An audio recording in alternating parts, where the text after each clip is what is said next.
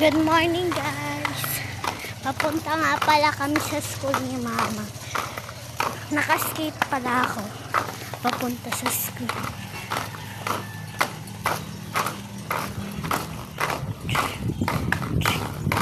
Ay, malubak. Kapagod.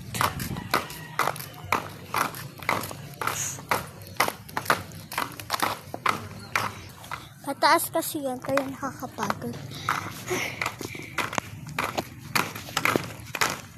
Bakit ba?